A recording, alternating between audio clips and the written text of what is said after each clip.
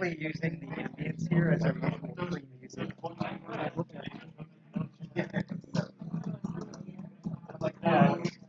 Yeah, you have the address. Yeah.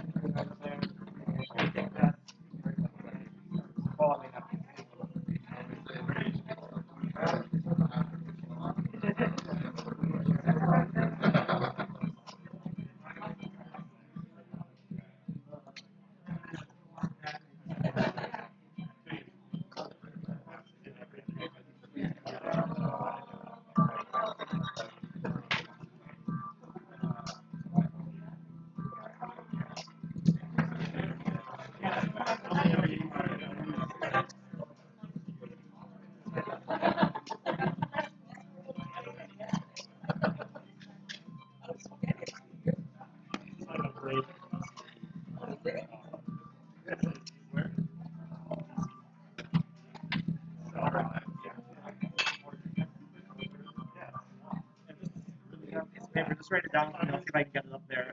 If I can have it up there muted. Yeah. It's up to you. An easier view. Yeah. Just look for either Twitch or which one you want, Twitch or YouTube. So Okay.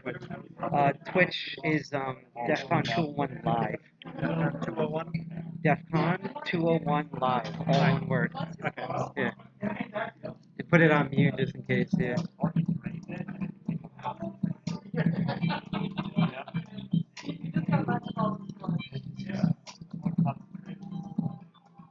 Oh, I forgot to change the social media.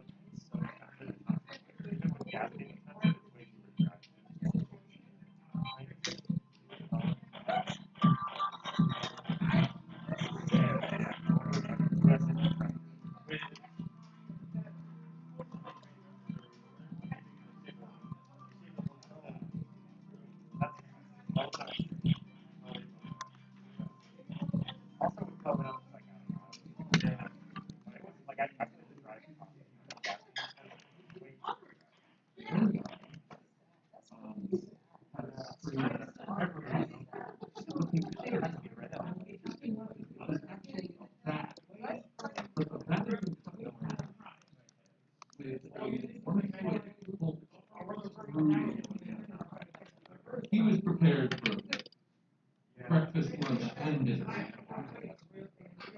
Anyway,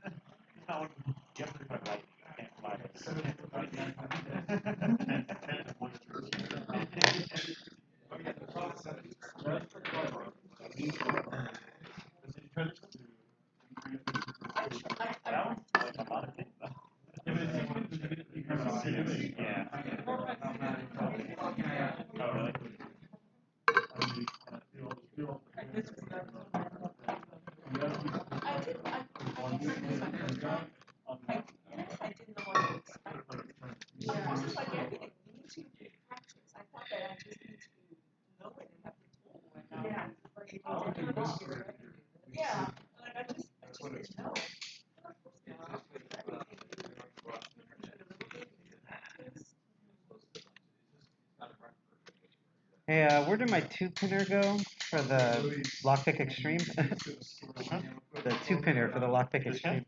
Yeah. And my preview spools. Missing my two security cutaways and the two-pinner for Lockpick Extreme.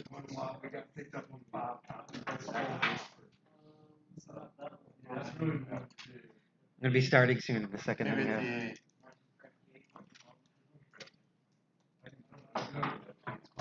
Is one of those cutaway ones missing?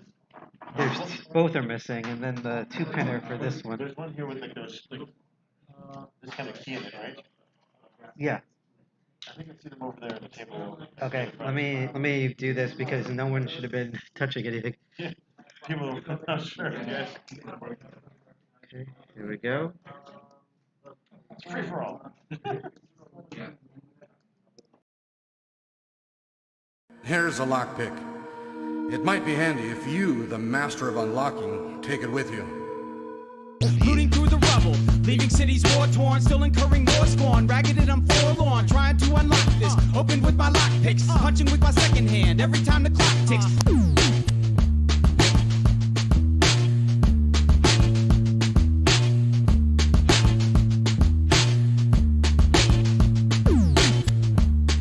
All right, there you go.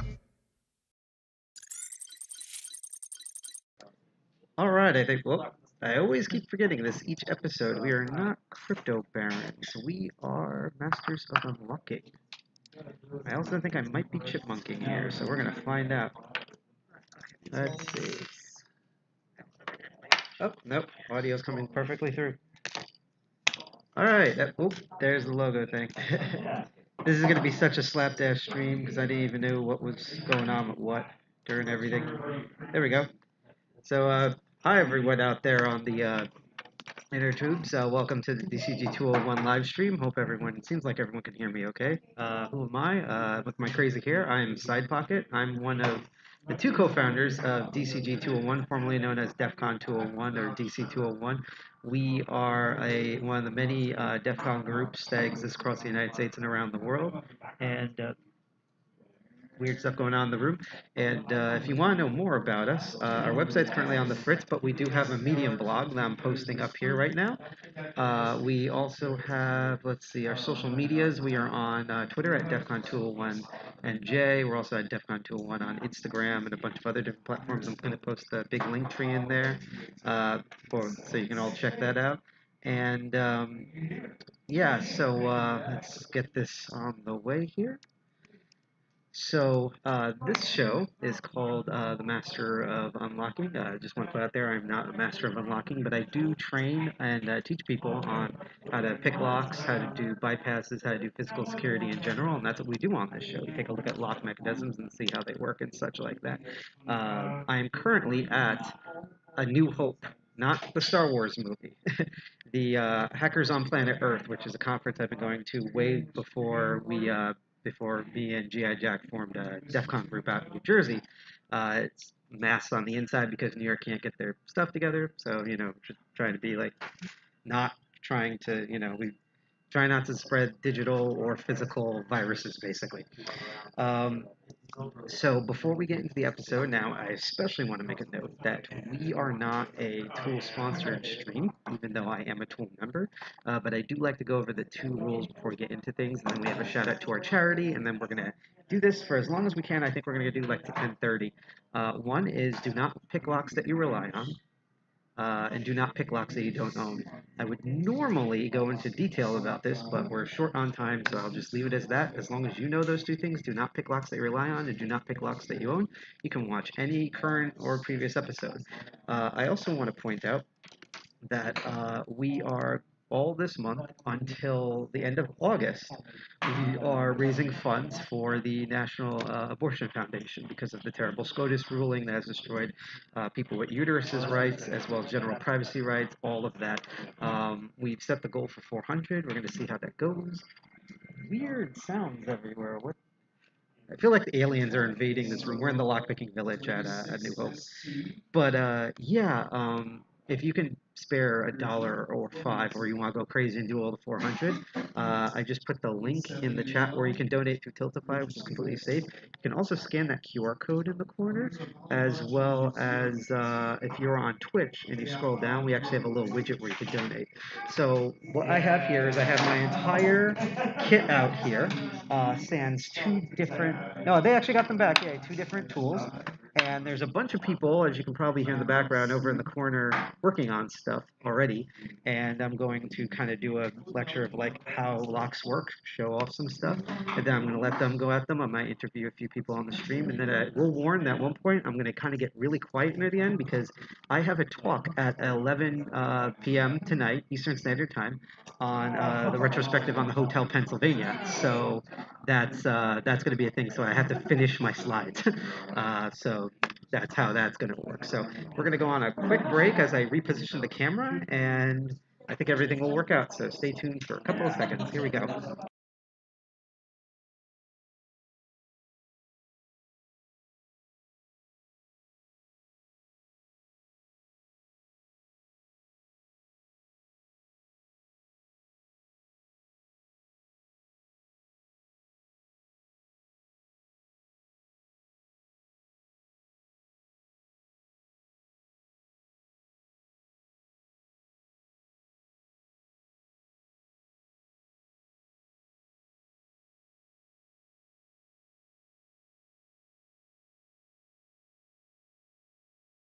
All right, let's see if we got the angle correct here. Let's see. Okay, yeah, that is the table. This is my entire current kit. There's even more tools on the right. So now I'm going to go and I'm going to see who wants to learn stuff here. So give me one moment. This is really cool. I've always been excited to do a stream on teaching people, so you can finally see me do this in person. Alright, sorry for being annoying as we hear sounds of the room being haunted, but does anyone want to do either, I'm going to start off with a go-over on how locks work and lockpicking works, and then I also have some really cool stuff from my own kit to show off and everything. So we're all awesome here. By the way, to note for everyone on stream, again, we're at the New Hope, but these people exist. Say hi, everybody. Hi. Yeah. So you can't see them because, you know, we have the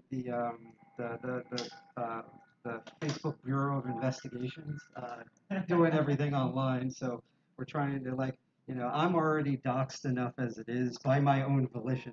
I don't want to dox everyone else here, so that's what's kind of going on.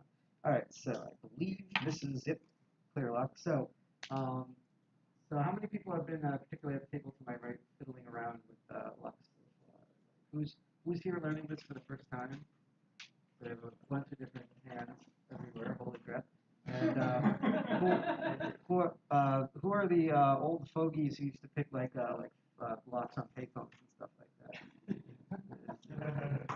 This guy's over here like, I'm not raising my hand. I'm in between this. So yeah, no, the same thing. I've been doing this for 5 years. So, last question I'm going to ask is, who likes watching? Because this is the new thing now, like YouTube videos. Everyone, it seems to know like who lockpicking lawyers and stuff. Does anyone watch this prior before got here and stuff? Cool. Actually, interesting. But does anyone actually watch lock news videos? Awesome, yeah, because what sucks is it's literally in the name. He has an amazing video that I've used at conventions in the past on how, well, the whole thing of how lockpicking works, I'm about to go over, and I feel like he's like an underrated channel, so just shouting that out there. So anyhow, as I'm going to physically go around, this is the part you folks are not going to see. I'm going to show some air and stuff. If you made a lock, in this case it's a padlock completely invisible, this is what it would look like on the inside. So as they pass this around, and I will get over to that table unless you want to move closer. One of my favorite things about Locksport is that unlike a lot of things in information security, everything almost everything in a lock is exactly how it sounds. So if you look at this clear lock, there's number one. So the system it's using is called a pin and tumbler system.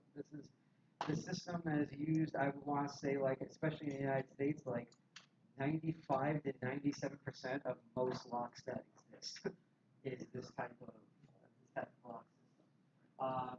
What you essentially have is everything is physics-based, and by the way, when I show off some of the more specialty locks, knowing a pin tumbler lock is great because once you kind of know how that works, most locks are very similar to that. They just have a different system going on there. Would you want to pass it over to that person there? Yeah. So what essentially you have overall, whether it's a door or a padlock, is you have what I like to call a cylinder in a cylinder. You probably see there, that's not clear, the solid brass part, that's the cylinder inside the cylinder. And then drilled into both of those, what's called the Bible, or we jokingly call it Bibble, is you'll see a bunch of springs at the top. That puts tension on everything, because believe it or not, if I remember correctly, the first pin, one of the first known examples of a pin and tumbler lock actually came from, I want to say, the Assyrians. The problem is that the reason why these pin tumbler locks weren't very popular was because if you actually manage to do this, if you just simply turn the lock upside down, all the pins would fall and you'd be able to get into it. So having the spring tension means no matter, that's why you can put a lock upside down as they do in Europe, or as they say, we're upside down. But you can put it in any position and everything should still work. So if you look into any of the locks that you're like working on with this one, you'll see there's like a little bullet in there. And in fact, as I'm going to show it to the camera here, when I turn this, you can actually see them all lined up in the smaller cylinder here. Those are called the key pins. Does anyone want to take a gander at why these bottom pieces of metal are called the key pins? Yep. You're close. Don't be shy. There's no stupid questions because I've asked all of them. They engage with the key. So since they directly engage in touch with the key, they're called the key pins. The little soda cans that you see at the top, though, more visibly, are called driver pins. Does anyone want to guess why they're called driver pins? Oh, the spring drives in position. It drives the lock mechanism. And essentially what happens is that when you don't have a key in a lock, sometimes the driver pins are super all the way down past where the two cylinders meet, which we call the shear line. Sometimes the key pins are up and are in the way, and essentially there's no space to turn the cylinder. Like if I take any sort of tool and put it in here, no matter how hard I turn, Superman could try to do this and he'll break the tension wrench that I'm putting in here before he opens the lock. You are just never going to turn this thing open and break it, no matter how strong you are, because there's essentially little pieces of metal that is away from the two cylinders turning. Now, have you ever looked at a key and noticed there's all these peaks and valleys, which is called bidding? The reason why it's for that is because when a key is bidded correctly to a lock, as you can see with the clear lock right now, you notice that all the different pins in there are all different, up, down, all a mess. When I put that, I'm going to do it on camera first. When I put the key in, you'll see what happens to all of these pins. So they're all chaotic. When I put this correct key in, everything is all lined up. All those soda cans are all at the same height at the top. And what you don't see is all those key pins are at the same height at the bottom. Since they're all lined up at the shear line, that means between all the key pins and driver pins, there's now a little gap between all of them, which physics allow you to then turn that cylinder inside. And thus it will engage, which is called the actuator, which is how the lock's being held together, and it opens. Eventually, this all becomes just like common knowledge. So the big question is, what happens when you don't have the key? So what would you have to do if you didn't have the key? Now that I told you all this, in order to open this, like what are the two things that the key does that you're going to need to open a lock? Yep, that big fat bottom is to turn it, and the other thing is, yes, you have to manipulate the pins. You have to mimic the bidding of the lock. So we have two. You've probably seen lockpicking kits, and it's like, whoa, what's all this and just swaggly things, and it's like my significant partner has like more tame-looking sex toys than this. Like, what's going on? All you need to know is there's two main base types of tools that are used particularly for pin tumblers. The first are called tension tools, which, as we said before, emulate turning of the key. Most of what you've been using so far are for you and you. Is known as bottom of the keyway tension tools. That's all these little L and Z-shaped metal pieces. Fun fact, these used to be made, and sometimes they'll be made with windshield wiper inserts before they all became plastic. And what you're doing there is you're putting tension. I will get into why this whole thing works in a moment. And you put that at the bottom of the keyway in this case. If you ever see these S-shaped ones, by the way, these are top of the keyway tension tools. They go at the top of the keyway as opposed to the bottom of the keyway. It's a little bit seen as more advanced because you have to get used to how tensioning works, because it's really easy. Happens to me all the time for the tension to fall out of your hands. Plus, there's other restrictions I'm not going to go into next. So for now, if you're starting out, bottom of the keyway tension. And for most of the locks that we have here, except for the evil locks that I'm going to give to some of the other folks around here that are more experienced, what you're going to do is once you have it in there, and by the way, you're turning this clockwise. So that's why the tension wrench is, in this case, if you're looking at it dead on, the wrench part is on the right, is because most locks, especially padlocks, they go clockwise. The only time you would ever go counterclockwise is if you were dealing with a door lock, and you'll know it because since you're turning it away from where the bolt is. So if the bolt's on your left, it's turning right and clockwise. If the bolt's on your right, it's turning away counterclockwise. Hope that makes sense. Later, after I say all this, if there's any questions, feel free to ask. And what you're going to be doing is once you put it in there, and also tips, my favorite, there's many different ways, and there's no real wrong way to hold the lock, but in my experience, the best way to hold it where it won't like cramp up your hands really fast is you take the top part of the lock, so you see the top of the keyway with that bullet, where that bullet is, that key pin, that's the top of the lock. So you take that part in case of the padlock, and you stick that right in the meat of your hand, and then you curl your thumb along the rest of the lock base, and then that allows you to use the rest of the fingers to grip, hold that in. And so when you put your tension wrenches, you can use the tip of your finger, and you have really good control over the type of tension you do, and it does less stress on your hands. So especially visually, I've held it like this to open it because you need to see everything on camera, or for you guys and gals and people as students. But to me, that's the best way of holding it. So overall, let's go back. Step 1, put your tension wrench in. Step 2, you're going to be doing extremely light tension. Normally, I would go around, especially this is difficult on camera, and like, didn't I touch your arm and go beep, and it's like that level of tension. I'll verbally describe it since I don't want to spread. I already have enough bad VO in the first place. If it's visually, it's once that cylinder inside starts turning, and as soon as it stops, you've done enough tension. For most of these beginning locks and the practice ones that I have, it's literally the same amount of pressure. If you stuck a piece of paper on the wall, the minimum amount of pressure you can have to hold it against the wall with one finger, that's as much. It's super lightweight. Most of the problems, even with us experts, that we have with locks is figuring out the tension. And a lot of times it's we're over-tensioning it, especially subconsciously. We start getting more frustrated, and we don't even realize we're adding more tension. Here's how you actually know if you're doing too much tension. For the most part, if you're pressing on the tension wrench and you look at your finger and where the wrench meets your finger, it starts turning white. You're putting way too much tension. Ease off on that. So that's if you're like, I don't know if I'm doing too much tension. Just look at your finger. If it's starting to turn white, you're trying to break this lock now. So like, just ease off. I also want to add in that since we're all practicing, we're not like the movie Swordfish, where like we're having a gun to our head trying to hack it in NASA. If your hands start cramping up, you take a break, relax. I wish we had smoosh balls here. I'll probably bring that next time for like your hands and stuff. Don't worry, let your hands recuperate to do this. So again, we have our tension wrench in. We're doing lightweight tension. And then we're going to take another tool. I will go through what each of them are in a moment. I personally, for most locks you're going to deal with, you're going to be using what are called the hooks and what is known as usually, even though people debate on the dimensions, a short hook. And it's called a short hook because it is a hook and it doesn't really go out much, as opposed to like, where is it over here? A steep hook, which you can see, it's really steep. See, this is what I like about this field is that, like, I remember Deidre came out and it's like, what, we're hacking Godzilla? What, huh? So, you need to remember. So, take your picking tool, you have your tension tool, and what you're going to be doing is you're going to go inside the lock. I'm going to show this on camera in a moment, I'll just show this. And you're going to feel around for the pins.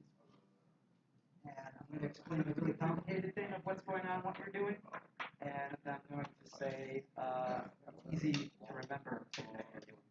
So what you're essentially doing is, if you look at this clear lock again, these are where the drill holes are. You'll notice something about all of those holes. Just like a lot of people at a new hole, it's not exactly straight. Is it?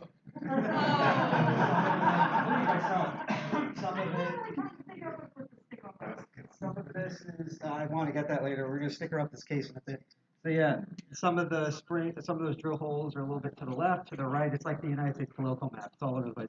And even with like precision, like automated tools, the nature of physics, it's always going to be like that, which is why every lock, in theory, is pickable. It's just how difficult they made it and how much time, effort, and skill you're willing to put into it. And what that does is when you do the tension on it, all the pins are going to get stuck. It's called binding. And when you reach it with your tool, by the way, the hook, you're pointing the hook towards the pins. Because I've had a lot of people go in, they're basically picking nothing. What you're doing here is you're feeling each pin, and most of them are going to be loose, like if you didn't put any tension on them.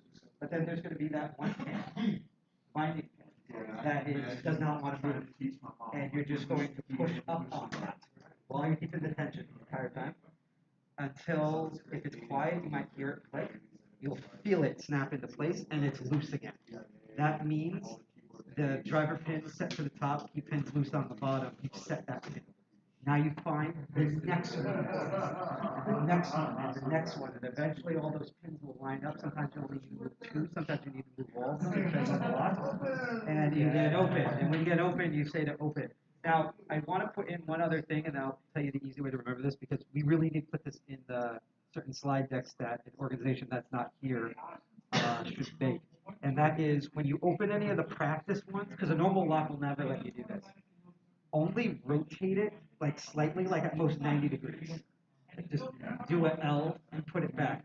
Don't spin the whole plug around, because that damages that. And then eventually I have to take it apart and fix it, and then find who breaks it, and then strangle them, and then go to the wall and bang my head that I didn't say that, and everyone's breaking all that. So a lot of people who instruct forget to say that. That's why I'm putting that now. Just when you get it open, which I could do quickly here with this guy, just so you can see.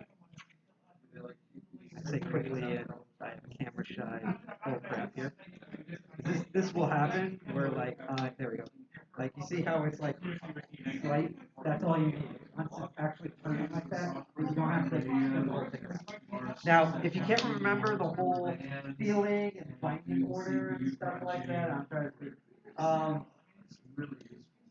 So the thing that I used to remember is treat all the pins like they're your siblings. Just poke them until they give up.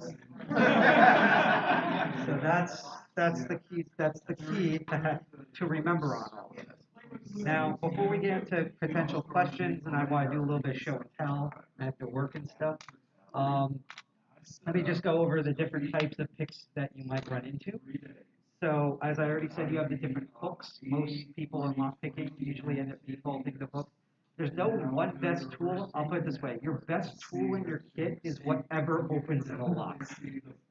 Which is why, unless you're in a competition or you're trying to learn, like bypasses are valid. Anything that opens the lock works. Again, probably seen the lockpicking lawyer where he used a Lego in order to open a gun lock. That works. That's a little astronaut Lego figure in there. Just all of that. But there are different types of what we call single pin picks. They're called that. I'm just going to answer this for time because they deal with each pin individually. I'm going to explain why that's important in a moment. So you have your hooks, and then you ever seen one that looks like a little triangle? That's called a half diamond. Because it's literally half diamond, sometimes they're all over wedges. Yep. And it works the similar way as the hook, except two different things. One, it's mainly the flat profile. Sometimes if it's small enough and you're doing a smaller keyway, and you're just dealing with that, it might be easier to get in. There's also a technique, which I'm going to explain what that is in a moment, because that deals with all the other categories, called zipping, where instead of pushing every pin up, you put the tension on it, you go all the way in the back, you push up a little bit so the pins are lifted up, and you pull, and that vibrates some, which I'm going to explain why, all of them in place. You do that enough times and it opens. So that's like a quick way to, if the lock is super insecure, for that to work. The last thing, which is something a lot of people, instructors don't forget, is that when you deal with the progressive practice blocks that I have, and others may have brought, they're usually number labeled. Each number is the amount of pins they have. What if you run into a lock and you don't know what model it is and stuff, so you don't know what pins are in it? Or hell, sometimes you might think it's like a normal Schleich doorknob, but you're dealing with a professional locksmith or lock picker, so instead of 4 pins, there's like 80 pins, and like a person with a little gun, how do you know? There's a secret. So you take something like this half diamond or any tool that has a like straight flat edge that you use in your lockpicking kit. You stick that in all the way in the back. You push up, which will push all the pins up. And while they won't be able to hear this on air, you will hear, and usually you will feel each pin drop as you slowly pull back and you count. So this should have 6, so we're going to pull back slowly and 1, 2, 3, 4, 5, 6. So when you have just blocks that are just blank like this, and you don't know the amount of pins, flat edge, stick that in, then pull the pins off, so then pull out, count each one that drops, and not figure how many pins there are. Because they're obviously usually not labeled about how many pins there are. Continuing on, after you get done with single pin picks, you will run into these. These are usually like the ones people are like, what the hell is this stuff? That are called rakes. And they usually have a lot of bumps and waves on them. And they have different techniques, but they all work with the same idea. The professional term, you know how like you have like the hacker term, and then you have the InfoSec term that's usually like hoity-toity. This is what's called a kinetic attack, which sounds like the best 70s arcade game you've never played. And the idea behind it is you're still using the same tension wrench. You're putting some tension in. Bottom of the keyway, I might add. When you rake, never use the top of the keyway tension, because you have to get that first pin. You will pull that tension wrench straight out. So you're doing the same little bit of tension, but what you're doing instead is you're using a technique. In this case, with the ones with the bumps, there's 2 bumps, 3 bumps. Sometimes they're called the 3 bump ones. Sometimes called Bogota, which is one of my favorites. Something like Batman uses, like a Pokemon attack. You're vibrating all the pins because when you vibrate the pins, they want to naturally set into what positions they were normally manufactured in back when they were manufactured to like the assembly line. So what you do with that, now I'll go over with everyone in a moment, as all of a sudden we're being attacked and contacted by aliens, is you're doing the same motion and as like you're brushing your teeth, and that vibrates all of these pins in here until they hit their positions and it opens. It's a faster way if the lock is more insecure to open it. So you might ask yourself, well, if raking, and by the way, real quick, just popped in my head, if you ever see this long one with all the bumps, that's called a city rake. Nobody knows why it's called a city rake. Some people argue it's like a city skyline, or some people argue that the first time these were caught were in major cities like New York, Chicago, so it's called that. But instead of you don't do the kinetic brushing your teeth, it mimics like this is basically like a giant bump key. It mimics a lot of the same patterns that most keys use. You stick that in and you rock it up and down and back and forth. Like you do it like a thing with your wrist. It opens. Again, different technique, but same principle. You're vibrating all the pins and they open. So you're probably wondering, if this is so fast to do raking, why don't we just teach raking and we don't teach single pin picking? The reason is because despite what Master Lock tries to tell you, there are actual secure ways to secure locks better. One of the most common ways is taking those familiar key pins and driver pins and doing stuff to them, I can show it to you later, that basically is designed to make it harder to near impossible to rake those open. Those are on higher security locks. So real quick, I have clients who are preppers, this is usually the category, and magicians. And they basically learn how to rake before they learn how to single pin pick, meaning they learn how to learn how to run before they learn how to walk.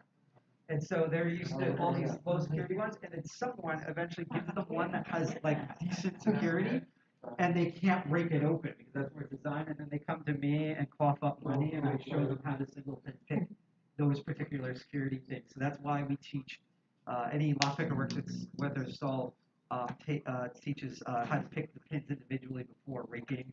Not because like raking, whoop, and we died. Yay! Not only because I didn't get attacked, by the way, that was me. By the way, someone mentioned, yes, we are at A New Hope. We're all the way in Queens for no reason, having fun. Like, as you do.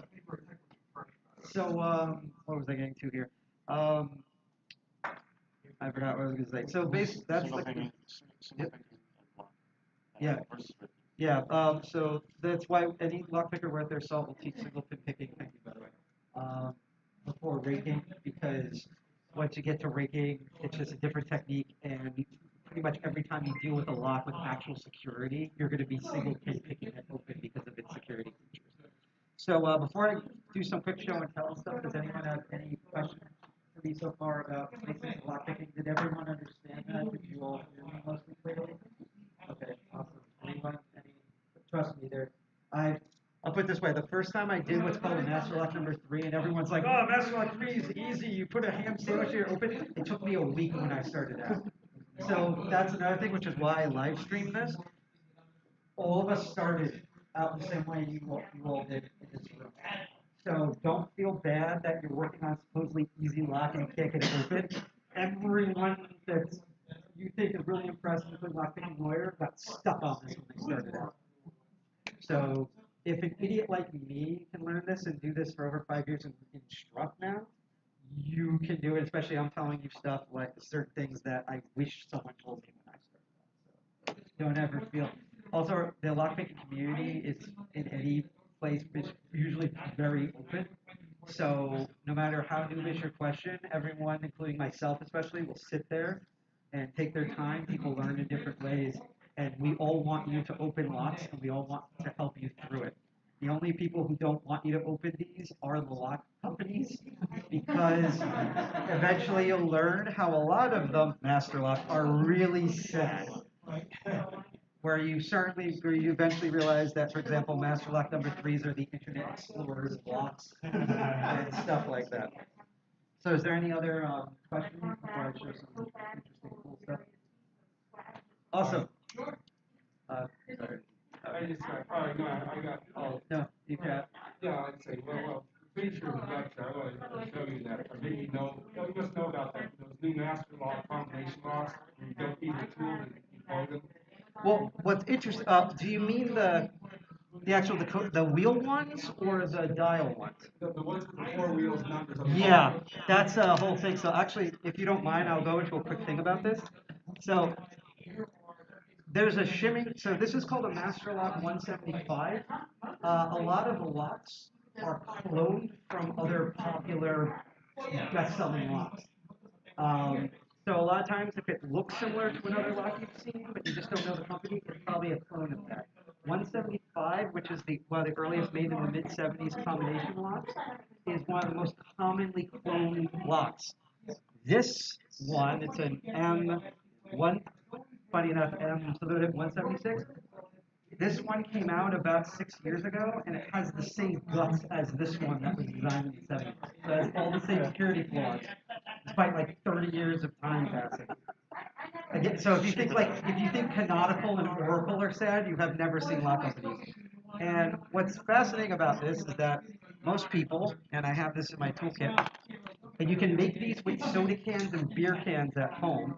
They have a thin piece of metal that's called a decoder, and you feel in between the wheels for little dents and movements so you know what the combination is. There's a whole technique which I can teach later a bit on that. Also, by the way, we'll be here after my talk.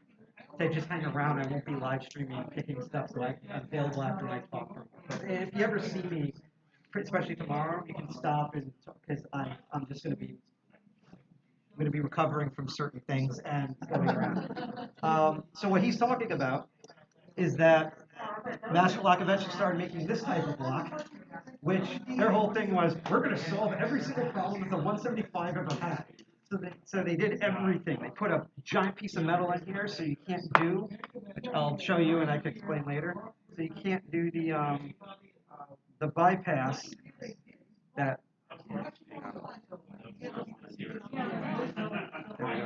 So you can't do the bypass that is available for all 175s and their clones. And the problem that they did is they did the classic. We're going to over-engineer the security on this. So as the Lost World saying goes, instead of doing all the old mistakes again, they made new ones. And what he's referring to is that, cool, they made what are called false gates. So you have a hard time figuring out where the notches are when you fail. The problem is every single gate except for the true gate is a false gate. So instead of using a decoder tool, you simply pull on the shackle of this thing and you feel the wheels. And I'm trying to remember which way it goes, but I believe it's when it moves a lot, that's the false Moves a gate. lot if it's a true gate. It's a true gate, yeah. And if it moves very little, it's a false gate, so you don't have to use the crazy decoder tool. You just pull on it and feel, it's like, okay, it moves a lot, next one, and you just open it.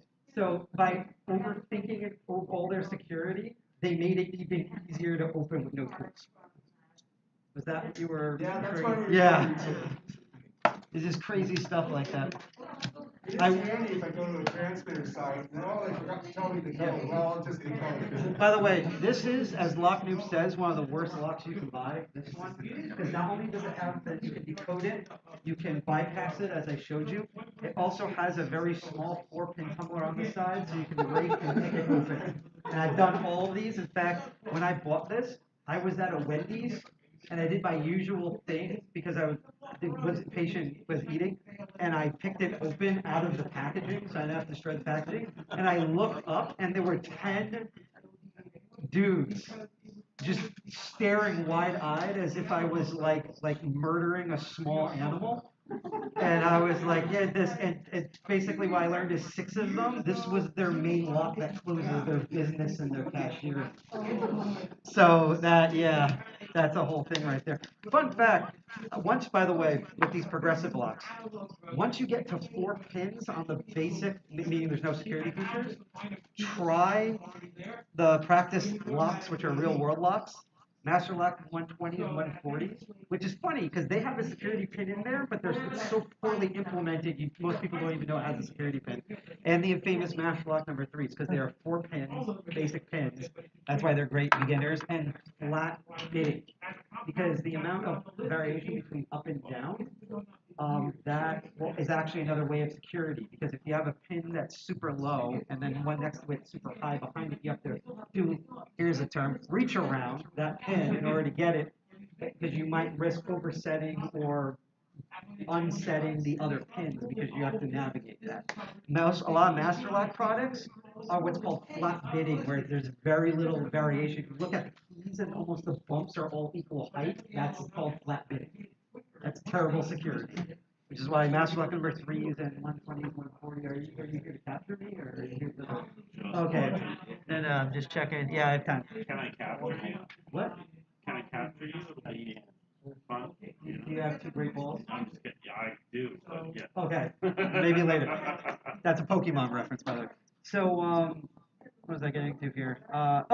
So again, when you get to 4 pins, try picking one of the normal, what I call beginner locks here. That's why I quarantine these more evil, bigger motherfuckers over here. By the way, I swear. Because those are like every time I have a lockpicking meeting, someone's like, yeah, no, I taught lockpicking lawyer what to do. So I just went here and just watch them suffer for 5 hours. And that's why I have a bunch of these. I will not give you one of those. Once you get to, there's a debate on this. A lot of times they say 5 pins. I personally say 6 pins because it's overkill. Once you're able to do all 6 pins, you can now do door locks because most door locks are between 5 and 6 pins. Standard pins. Awesome. You'll know the door locks because these are door locks that aren't in their actual door. They're shaped like this with the tails and stuff. That's a door lock. We do that because everything else is super flawless and bulky and everything. Fun fact, by the way, so this is a master lock that's specifically designed for 5-pinner. This loops through a gun so that the firing pin doesn't go off. Yes. Yeah. Speaking of lock security on guns, because it's terrible, these Master Lock 120, 140s, which I've literally taught 5-year-olds at the Liberty Science Center how to do with their parents living hard life, is the most common lock that people use to secure their firing pins and their gun cases. Because I don't know if he's properly ran about this, but one of my problems I share with Deviant, Olem, and Lockpicking Lawyer is that it's one of those things where it's like most people that we know, and a lot of us have guns and stuff, they're like researching the plant that the rubber on their gun handle is made out. So you would think if they were all into that, they would be like super into like, what do I lock it with? But they know that a lot of gun people do not know shit about locks. And 2 is that in the U.S., in any state, and federally, it's required that you have a lock that works, but it doesn't detail. That's like, in my opinion, that's like saying in a car you need a seat belt. It has to be a belt that fastens, and you get a car and there's just 2 pieces of hemp rope. Where it's like, yeah, that works, but like, what, like this is bad. So they that, and because again, like most security companies, if you haven't noticed, especially with Lockpicking Lawyer, a lot of gun locks and safes have like crazy blinky using your blood sample DNA coding for it, and then you just like shake the table and it opens. Because because the gun owners are convinced, because they don't know anything about locks, that all that stuff means it's higher security when it's not. Which actually gets me into a practical thing. Master Lock has their own security rating system. You've ever seen it on the side? It goes 1 through 10, and like the Master Lock number 3s are considered 5s, and the Master Lock 140s are considered 4, and this giant Master Lock 15 is considered number 10. They're rating the toughness physically of the lock, striking it, trying to blowtorch it. My favorite thing that all Master Lock products say is you'll get this lock, and it says, like you're reading the features of like hardened boron stainless steel shackle, and it'll say pin tumbler lock for pick resistance. To translate with that, like for computer know-how, that's like saying like you get a laptop or something, and it's like has this like QLED screen, and it says hard drive for anti-hacking. It's like just because it has a hard drive doesn't mean it's anti-hacking. You have to actually do stuff with it, you know. And this is probably going to get camera shy again, but to show what I mean again, because this is a number 10 in terms of their own BS security stuff, and I'm actually going to rate this one just for time if I do this correctly. And watch, I'll be camera shy again. They put a lot of position this. Watch, it's going to be like absolutely fucking camera shy again. Funny enough, I actually did an episode. Everyone watching will probably remember this. Oh, and someone donate. Awesome! We're now at $30 for the National Abortion Federation charity drive. Thank you so much, Anthony, for that $20 donation. Sorry, I just been so distracted on stuff. For all you guys. Yay! And I got the tool stuck in. Let's see if I can do this. The first time I actually did this, I had to delay the stream because the building got carbon monoxide poisoning. So I was still under the influence of carbon monoxide. Like I couldn't pick open the mask, like things were falling out of my hands. It was horrible. It was funny. It was great entertainment, but oh, come on, dude. Here we go. Oh, nope. Hold on. It's camera shy again. Hold on. Let me get you. Hopefully this time it'll do it. Again, I'm doing raking just for time measuring.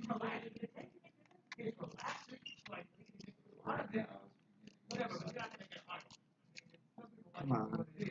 Why is it getting stuck? This one is off.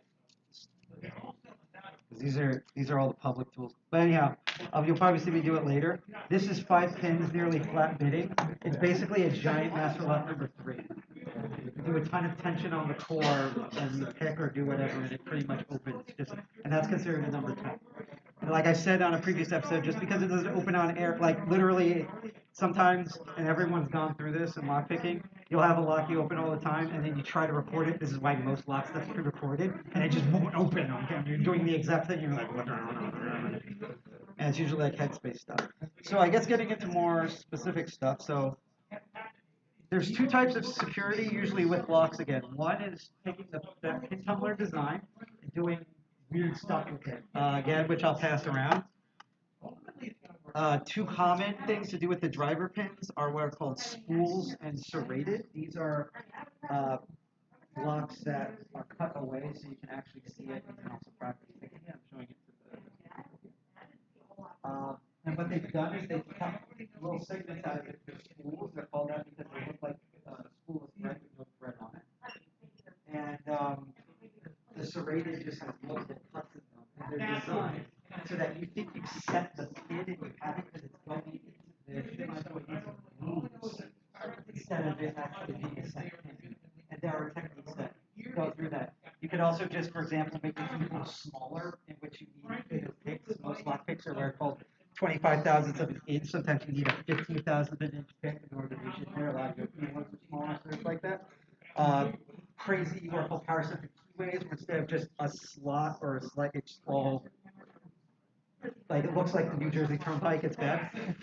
The other common things, that's like half of block stuff. The other common thing is the classic security through obscurity, where you have this thing and you're like, oh, it's master lock number 3. I can pick it, take a look at it.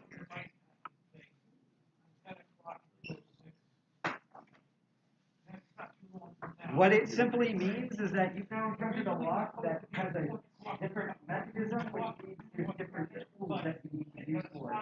And with this particular one, which is called a warded lock, you actually need a completely different methodology for it. Warded locks are actually the oldest designed locks in existence. The earliest example, the greatest earliest example that we find is warded locks became popular among the Romans, where the key was actually built into a ring, and that had the family bolt, and so the heir of the family would have the ring to the family bolt, and when they died, it would pass on to their firstborn son, because as we learned with SCOTUS, nothing has changed, and all of that. And these used to be one of the most common lock designs forever. And this, you show people who use picking locks, this confuses them rightfully so. And he started having the right idea, which is looking at the keys for these. The reason why they're called warded locks is it's a super simple design, where you have flat sheets of metal, and then metal with bits cut out. Those cut out bits go between each of the spacings in the key. So all it's trying to do is prevent you, if you have the wrong key, from turning that key. Because the secret is that the tip of the key deals with the actuator of the lock. Meaning there's almost no moving parts. That's why they sell these for like storage units and things like that. Because since there's barely any moving parts, they tend to last longer. You can just leave it, like lock it like now, and then in 2050 check it, the lock will still work. So what happened was, I believe in around the 60s or 70s, some asshole that we left the back in the lock community realized if you make the shafts of the key thin, you don't go past all the wording, so it doesn't block anything. And because you only need to move the actuator, we just need to find out all the actuators. So basically, this asshole came up with the 7 most common actuators in locks. And if I can, which one? This one is, yeah, I could do both, but this one is even better. And so these are, some people call these worded lock picks. They're technically what are called tryout keys, or bypasses. They're going to bypass all the wording. And all you simply do is there's 5 shapes, and you just insert it all the way in, and then turn. And sometimes the first try, if it doesn't work, try another, keep doing it until it opens. And that's when truly pin tumbler locks became popular because, yeah, welcome to the log4j of locks. Where this is just, we need to move on to a completely different system. So that's one of those things. To show you what I mean about same concept, something different. Okay, so question, and it's okay if you don't know the term. What would you like me to show? It's very similar. Distitators or Chicago locks, aka tubular locks? Awesome. That's what's in this weird, looks like I'm carrying rugs type thing. Also, fun thing, by the way, when you order lockpicking equipment, you should know. For some reason, they deliver them to you in little druggie bags. Which is yeah. So imagine like you go and you actually have to pick it up at the post office, and there's just a box with 70 of them. Like when they scan it, they don't see the inch, just the line. So they're just like, "Hi, what are you doing?" And it's even worse if you get it overseas. It's like you just ordered. It's like 70 druggie bags from a company in Colombia. What do you? But and funny related to that, who's ever seen Fear and Loathing in Las Vegas or read the book? I've done both. The way I've described this, by the way, all the stuff you see on the table, this is half of my ideal kit. I'm hoping by next year there should be another carry thing in the same case, and this will be the full thing. And I use a modified term from that. It's the same term he's talking about when he describes all the drugs they're taking to Vegas, which is that I don't need all this stuff technically to teach the basics and everything, but as they say, and we use a modified version, we start a serious lock pick and or a lock teaching collection, you tend to push it as far as it can go. And that's because to get started is really cheap. Because a question that someone's probably gonna ask at the end is, where do I buy the equipment for this stuff? Like, how do I make it legal? One, most places it's fairly legal in the United States. You'd have to check your own country laws for whatever. There's on Tool's website, that's tool.usa, tool 3 O's, / I believe it's laws.html. I don't know. I don't know if they've now linked it on the main page. For some reason, it's usually not on the main page. They have a listing by state that's constantly updated of what's the legality of everything. And I think it used to be it was all legal except for Tennessee for no reason, and no one knows why. And I think Tennessee eased up, and now 3 other states are losing their mind. I will say about carrying these, New York, pretty much fine. New Jersey, especially fine, especially with all the pot and stuff going around. Be mindful of what you're doing when you're carrying this, because here's how I describe it. Imagine, you're a parent, some people probably are, and you're gardening in your backyard, and then your phone goes off, and you're like, oh, fuck, I drank too many margaritas last night. It's my kid's softball game. I dropped him off. I have to pick him up. He's probably going to scream at me. You pull all your stuff in, you drive off, and the police pull you over because they see the lights out, they run your plates, and it's like, oh, they haven't been pulled over. I'm a dick. I'm going to check them out. And they just look at your car, and in the back, they see a softball / baseball bat, gardening tools, and dirt. What do you think they're going to think you're doing? Even though you were planting, the same thing where if you're anywhere in the vicinity of a crime, or as him and I should know, credit check, and they see one of these, they're going to start thinking of like, well, he just walked into a crime scene as like we found Epstein Jr. Get him, get her, and like it's just because you have these. So even though these are illegal, even if they're legally carried in your state or principality, just be mindful of that. Police are dicks, and that if they think you're doing a crime, they're going to think that. So just letting you know out there.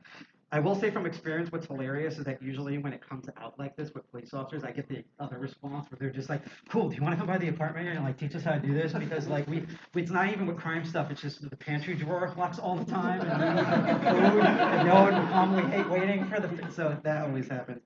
But you said tubular and Chicago locks. Now, behind the scenes thing, my teaching methodology overall is I try to get a clear or a cut through of a lock mechanism. Then I have the tools that are best to use to defeat that. And I try to go beginner to intermediate with actual locks or practice locks to do on. And this is probably the most complete I have. So you've probably seen these on vending machines, bicycle chains and stuff. This is called a tubular lock and technology. Chicago lock. And my relatives have Polish As opposed say to it. the kryptonite lock that you used to be able to beat with the big pen? Yeah, that's the lock for Jay of tubular locks. Yep. I'm eventually gonna get one. It's just they're so bulky and heavy to bring around for me at least, because I already have a club and everything. And what's funny is when these came out, also in the 70s. I don't know why I keep going back to the 70s. Probably from all the drugs going on. This stumped like a lot of people in lockpicking. Because again, it's security. What the heck? It's like a dial, and I think there's pins in here, but like, how do you? And you try to do it normal tools, and just nothing. You're like, the size is like alien technology. It looks easy. So I'm gonna pass around the clear version, and I'm gonna tell you the secret that they did. A Chicago lock or tubular lock. It's the exact same physics and all the stuff I just showed you in that pin tubular lock, except. The more technical term for this is it's linearly designed. All the pins are one after each other in a straight line in a row. All they did, like imagine if I drew those pins and the key pins and driver pins and the springs on a piece of paper. All they simply did was big brain curved it into a circle. So it's the same techniques. It's the same. Yeah. Where's the keys? If you look at it, there's little grooves in here.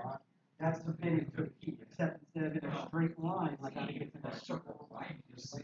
And all this on the circuit board that every box go around. So I'm gonna walk around and see this extra. Now this one sticks a little bit because plastic designs. And so it's the same thing where you have the right bitting and there's a little notch to tell you where to start because it's in a circle. And when you push down on it, it lines the driver pins at the bottom, key pins on the top. There's a gap, and you can rotate. I'll show this. So all of them different heights, locking the shear line. Push down, stick in. Now the shear line is free. Driver pins at the bottom, key pins at the top, and this freely rotates now. Same exact methodology. So how would you go about this then? Well, one, you can actually attempt to single pin pick them. Sometimes you might have weird normal lockpicking tools where that works. It's usually, the problem with it is that you need a very straight tool. That's actually what half diamond is actually good for in a default set. The problem is tensioning. If you have a really crappy one, you might be able to put a normal bottom to keyway tension wrench or top to keyway in that notch and try to turn it, but you'll run into two problems. One is that it's really hard to tension, especially with a lot of newer ones. Two, even if you have a specialty tool such as Locknoob's, what is it called? Locknoob's Grasshopper that actually directly tensions them, it's in a circle. So as soon as you pick one set and you turn, those pins fall back into place, and you have to do the same shear line again, and again, and again, and again, and again, until you have the entire rotation. So, like most things in the lock world, what do you think eventually happened? Some asshole that we have to thank came in and designed these. I love this because this looks like I'm pulling out like some sort of secret agent, like experimental gun or something from Q. These are called tubular lock impressioners. And these look, I got these from, how do you pronounce it? China! And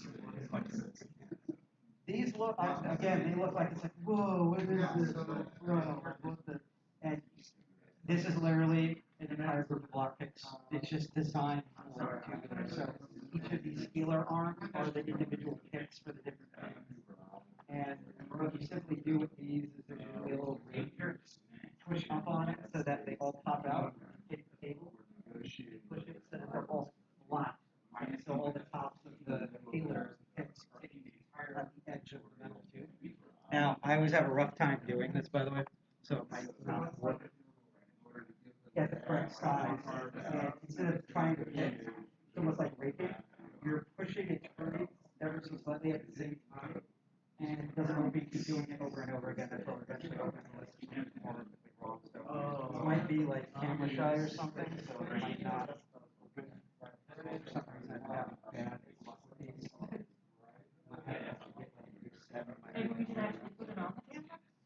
I'm going to do that in a moment. Watch, I do that and then it actually opens. Watch, I do that and it actually opens. So. What I'll actually do here is, as much as it's weird, I can probably show, I'll do this on camera first, what it looks like through the see-through one, so you can see it's mostly lined up. And I can actually, because it's see-through, I can show you which ones are off, so that one up there is off. So I'm going to try to push that up. There we go, that one's loose. This one is all the way up. This guy.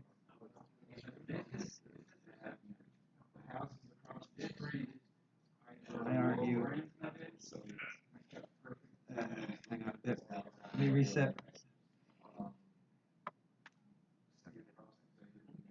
Yeah, due to the nature of the plasticine on this, and this is like, sometimes it's like a giant crapshoot.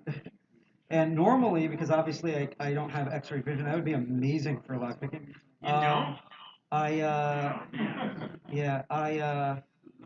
I normally can feel when something's off and moving with feelers.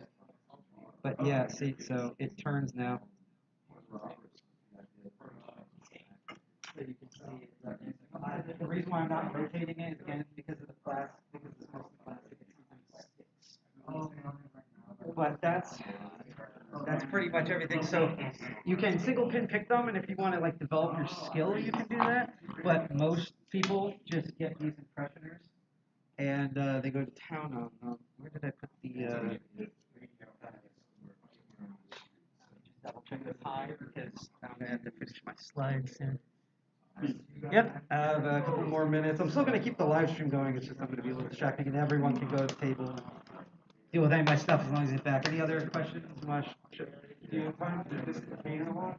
I don't have an actual distant. I have the clear one to show. I have the tool that Bosnian Bill and Lockpicking Lawyer made, and I have the keys here. And that's unfortunately I'm in process of getting normal discontainer locks. Mainly because most discontainer locks they're way more common in Europe, so I'm pretty much importing from there most of the time. What was I gonna say? I feel like a lot of people, because they stare at it, like that's the thing. You know that in the movie Hackers, when they're like, this is a payphone, and there's an awkward pause that everyone has? For some reason, when I go to lock stuff, this is the one that has the same response. I'm like, yes, this is a club, and this is actually one of the OG one from the 90s. Off a good way. Inside this thing is what's called a wafer lock. I have a wafer lock. I have a smaller version that's basically the master lock number 3, a wafer lock. It's a coupler that's a lot of people, for some reason, use these as normal locks, like they are master lock number 3s. They have the same sort of thing. What makes it different is if you look at the keyhole, you'll notice that there's no pins. So instead of those little circular pins, if I was able to have it, I don't have a secret one yet, it's flat pieces of metal. You probably recognize this sort of shape because you have the most common wafer locks that you see are your automotive locks. Because of their nature, and these are the wafer locks are actually the newest form because they had developed the proper technology to stamp flat pieces of metal in such a specific shape. So, if I remember correctly, this was such newfangled technology for most people that I believe in like the 1920s to 1940s. There used to be like giant doorknobs that they advertised. These actually managed to fit wafer locks in there. And everyone's like, whoa! And now they can just get them inside as many locks. But because of their flat nature, they only have springs on one side of them. You can do it on either side. So that's why if you ever looked at a car key and they're double-sided, it's because some of them are pushing one way, the other are pushing the other way. So if cover locks where it's only up and down, they can go each direction on each side. Doesn't make it too complicated though, because again, it works the same way. You're pushing things, you want the walls to show line flat in terms of opens. You can use normal lockpicks for them, but they're a little tricky. And even someone like me prefers to use a specific type of lockpicking tool. So you ever look into someone's lockpicking kit and you see these weird ass motherfuckers, and you're like, what the hell are these things? Like I have people walk kits, and they don't know what these are, and they're like, what is this for? Like, is this locks in Japan? Like, so I have what's called nothing about locks, by the way. I had to tell this because I have taught kids, and I've let parents know. It is literally impossible to start talking about locks and lockpicking and not bring up innuendos. We've tried. We've tried. It doesn't seem like. Then sometimes you do it on purpose, like lockpicking lawyers, April Fools or whatever. Yeah. But literally, when you just describe it, the way I described it, there's two fields that are like this. Lockpicking and running cable are the two fields where no matter what you do, if you ever ran cable through a building, and it's just like, we need to make the hole bigger. It's not wide enough. Shouldn't she fit it? We need more lube. Which direction do it's like, so it's the same thing where it's like, you can laugh. I'm thinking it's funny too. I'm just used to the bullshit by now. So this one's called a half ball. If it was fully circular, it'd be called a ball. And the one, believe it or not, it's not called a double ball or two balls or a set of balls. It actually has a really mundane name. What do you think this is called? The uniballer. I wish. Anyone, what does it kind of look like? Again, everything. Oh, I like how all the guys are just like, they're called a snowman. It looks like a little snowman. Snowman. Yep. Alright, okay. And if it was half, it'd be half stone. So the thing is that with hooks and even half diamonds, they're pointed to a tip that you can get the actual pin. The wafers are so thin that even though I can use normal single pin picking on pin tumbler locks to pick wafer locks open, it's usually trickier to do usually if a short hook has a wider top and is not to a point, I have a better time. The curvedness of the balls and snowman easily, you have more surface area to bring those wafers. And another thing about them is because of the curvedness of the balls, you can either pick each individual wafer or you can do the same raking motion and rake the wafer. And in fact, the snowman and the ball rake is for those wafers that are double-sided like so you can hit both, just like you do, you hit both sides at the same time.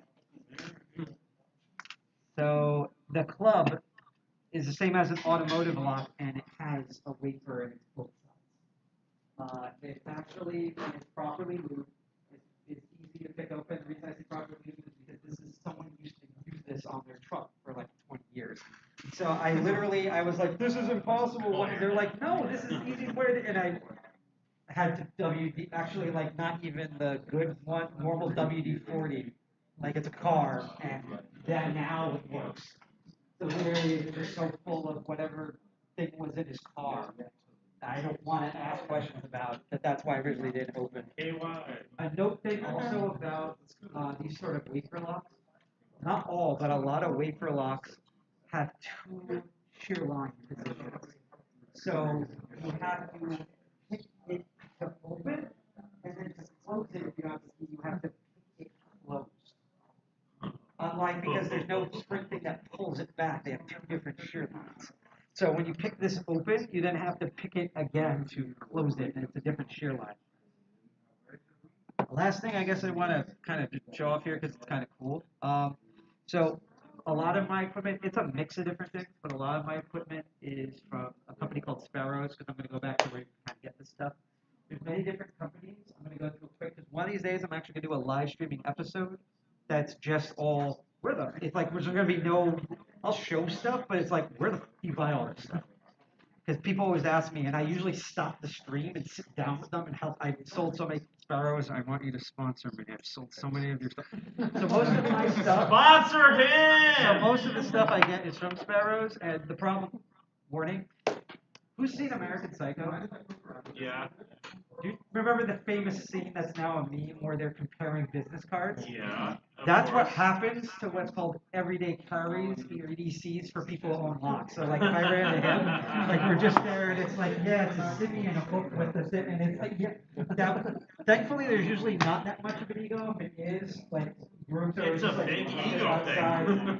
But because honestly, we like innuendos. We like looking at our EDCs, each other, because a lot of times we develop what we carry on our kits depending on what we usually run into all the time. So like everyone's everyday carry is different. Like even if you buy a default set, a lot of people mix and match and change. So you kind of get to learn like kind of a bit not only about what they deal with, but also kind of their personality to some degree, depending on what there's. It's kind of like when you look at like a desktop stream or something that someone's custom, like you quickly figure out. It's like, oh, you like to reverse malware and download tons of porn. You just base that from what you see on the load-in tray. So I just so happens that for Sparrows, and believe it or not, this is not that's my like honest to God assessment of them. They have a couple of weird things that don't make any sense, but I usually find that they're the best like quality you can get for what price that they are.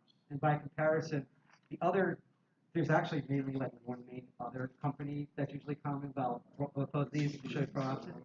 There's Southord, which they have some good products, but they're notorious for like them being like everyone's like they're not the greatest quality. It's like one step above Chinese locks. The worst thing you can, by the way, usually do is just get generic sets from Amazon because they usually come from China and a lot of like better stuff. So like all of it is. they're too. I've actually had to polish these down with sandpaper and stuff. It's like they're usually too huge. Again, innuendos, too huge. Jagged edges, they catch on the locks. It's like basically like, are you sure these actually? Did you test these? No. So that's honestly probably the worst you can do, which is why you probably see videos of like professional lock people just being like, I bought this thing from Amazon, let's all laugh at it type of thing. So Southord, like my first, like this is a Southord case, and I did stuff from it, but they're notorious for being on the opposite end, because tell me if you've ever encountered this, you do this, and it's just like, Yeah, it's just people like guys are like, yeah, my car has a Hemi, like it's like that sort of thing. There's a group of lockpickers. I'm not going to say names. Night Owl, my mentor, who's like, yeah, I only buy Petersons. And it's weird because it sounds like a brand of cigarettes or something. Close. Peterson's an actual person who lives in upstate New York who makes lockpicks, and they are super high quality. Again, completely honest. I know I'm sorry, not sorry, Peterson. One, you just really need the profiles and they work. Especially when you're starting out, just try a bunch of stuff. Get something that's comfortable. Like, don't make anyone like no one should just be like, you have to buy this specific brand. Get, like, whatever works for you. So just because you see everyone getting, like, for example, Peterson, that doesn't mean you have to get that yourself, especially with how expensive all this stuff is. And two, to be honest, I don't know why, but you notice how all the tools, even the cheap Chinese ones, are one line solid piece of metal. For some reason, his has a dip in it, and everyone that I know who's had Peterson's, and when it breaks right on that dip. I don't know why he does. I'm convinced he does that because he's learned from cell phone companies, and it's like, I'm going to build in something so eventually it does break and they have to buy more from me. Like, that's what I'm convinced. I can't prove it, but that's what I think. But yeah, most of my stuff comes from Sparrows, and one of the coolest things, which you've probably seen him do, and then I'll shut up and you can all play with my junk, is they sell that little tin where you can, and this is the next step where you become more like a locksmith, is you learn how to retain locks. This is important for lockpickers eventually because one, you get a better general understanding of a lock by actually dissecting it, putting it back together. You also kind of, after you pick it, you're like, okay, what was that fucking thing that tripped me up? And you get to see what it is. So there's often a common thing with lock porters, as it's officially called, where you pick a lock open and you disassemble it, usually on camera, or take a picture of it disassembled. Also, people in the community are assholes, and we like to challenge each other, so we'll make something called a challenge lock, where we take a lock or a lock for we can repin, and then just do awful stuff for it that no other human being should do. Yeah. So that's actually something Lockpicking designed. I'll show it on camera. These are specialty driver pins they make. They're called, some of them in there are called chess pins, where they look like little chess pieces. This is cute. So you've probably seen that little pin thing that's part of a thing called the Sparrows Reload Kit, where not only do you get, which I have too, this like these mini pinning tray mats. I'm going to use this. These little pinning tray mats, which is great because it's basically a bunch of pinning trays to repin stuff. They look like floor mats and they're about the same size. This is, you can take them with you on the go and stuff like that. And they're just nice, like affordable, like my first pinning. My first pinning trays. You also have the plug follower, which I lost, and it basically gives you a ton of stuff in there. But which is awesome that these are unused. One of the things I also like about Sparrows is that they pick a base Schleg type. Just know that that's a specific type of lock, and that's all their lock stuff. That's their actual locks. So my running joke is Sparrows sits around and keeps trying to come up with how many times you can buy their practice lock counters. Because they sell stuff where you can redo them. Like they recently came on where it's like, yeah, we all have the same keyway. What if you want different keyways? They sold expansions for that. It's like video game DLC, but with lock stuff. It's fine if you're learning, but when you're an instructor, you're like, ugh.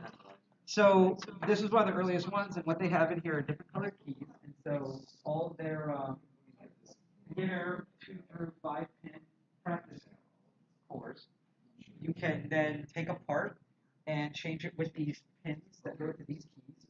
And I'll give this back to you. And each colored key teaches what I call a intermediate skill. You have the blue one, which is, it ramps up. So for newbies, it's harder to pick and will frustrate them, but you can break it open almost instantly. So that's an interesting design. The red and green ones are a high-low, high-low, high-low. So it's like pins high up on the top, pins high below. They're 2 different patterns. Teaches you that technique. And then they give you a 6-pin one. You're supposed to just put 6 pins in it so you learn 6 pins. But you can do what I did and take that 6-pinner and have your audience tell you what pins you want in it and what order. And that's one of the locks I get for experienced lock pickers because they go berserk. I've actually had someone who watched the entire live stream just to see the segment where they picked it, and it still took him like a half an hour to get it up. So it's like, I always tell, if you're mad at that, thank my community for it. And the reason I'm bringing this up is because they just want you to take the normal practice ones and change them out. I did something on our lockpicking, which is the Reddit for lockpicking, otherwise called Lockpickers Unite, there's so many different groups, that I've never seen anyone do, which I did on stream, which is I took those practice lock cores and I repainted them all so they match the colors. Hey! And I'm really proud of that for some stupid reason. So No, that's cool. Such a great PA, it doesn't work. Don't say it's a stupid reason. That's awesome. I need to reshine them, but it's also when I reshine them the same level of what do you call it, luminosity and stuff, so that works. That's awesome. And they're all like that. And very soon I'm going to hate myself and get, because you'll know how expensive this is, 4 normal cutaway ones and what's called their master repinning system, so that you have a little window so I can show everyone how master one looks. I'm not going to get into it unless you want to privately go. So this is the part where I'm going to have to rush through developing my slides. I'm going to leave the stream up for about 20 more minutes and shut that off. After midnight, if I'm not here, I'm probably going to be, my brain's not all going to be here for multiple reasons, and maybe party, but I plan to come back in this room in general, and just there'll be no stream. I'll have the same stuff out here, maybe a little bit, maybe less, and just nothing we all have. So any last minute questions, comments, grievances? Were you able to hear me well? We're all wearing masks. Dude, awesome. Awesome presentation. Thank you for coming here. So now my audience gets to see what it's like when I actually teach this stuff for once. And enjoy your time at A New Hope. If you have nothing to do at 11, I should be at a panel at the 206 room, not the 201 room for some reason, the 206 room, doing a retrospective on where we used to have this conference in the Hotel Pennsylvania, which I have to finish the slides for. So this is the part where I'm probably going, I'm gonna watch the chat for all of you guys out there, but I'm just gonna leave this on. People can interact with whatever for like the next 20 or 30 minutes, and I'm just gonna put cool music on or something in the background. And yeah, that's this sort of stream. And also in the chat, I'll be posting like links to where you can donate and check us out and stuff. So thank you for checking in on the stream here. I'm not gonna get any applause because it's this community. And that was A New Hope for you. Queens annoys me too, but you all should have been here. Who's that local? Like just that. So because there's still cool stuff and annoying stuff that, again, this is A New Hope. We're now coming up with new bullshit to add to our legacy. So enjoy the music and see you around a bit. Thank you for checking out Master of Unlocking. Enjoy the rest of the stream. All right, so Mike is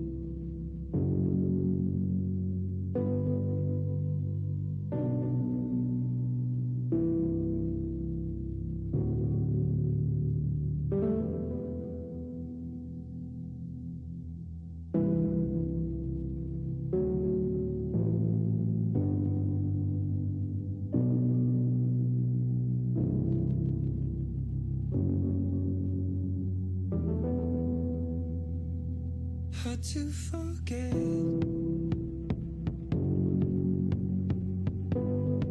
all the fires I left. Never look back. I place myself in your hands, in your hands. Nowhere else. Can you feel it?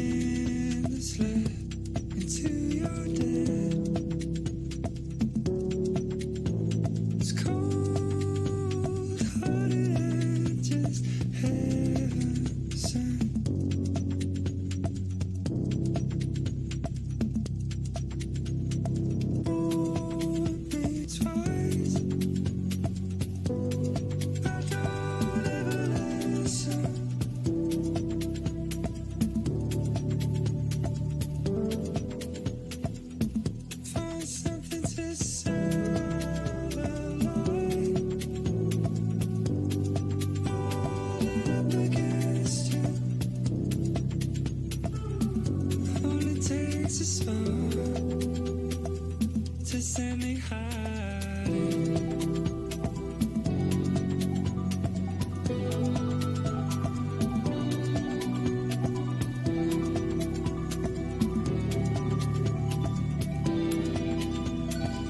To send me hiding.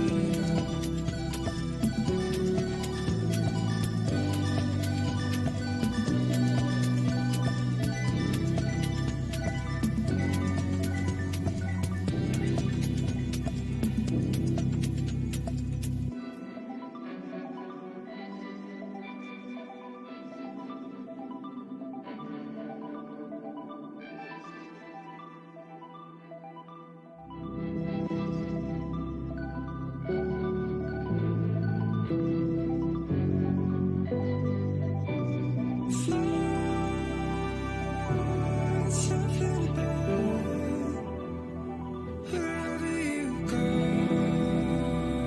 now.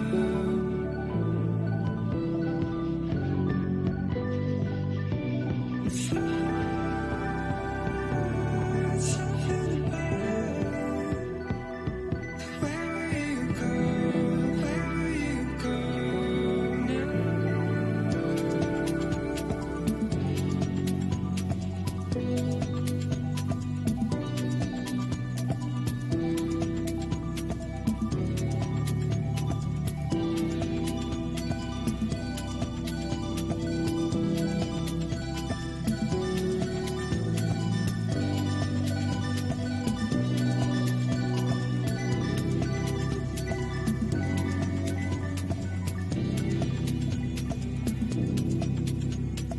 Hold me twice,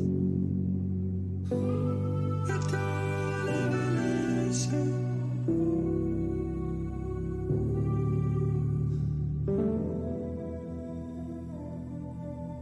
I changed my life, and I forget to mention it only takes a spark.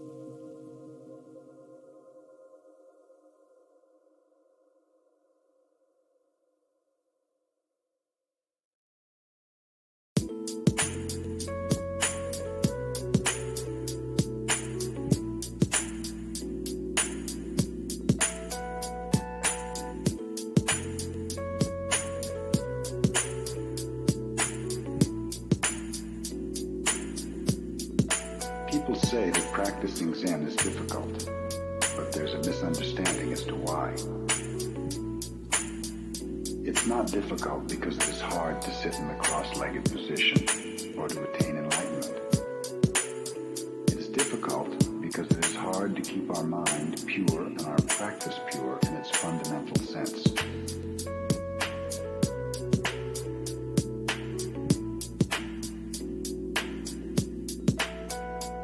In Japan, we have the phrase shoshin, which means beginner's mind.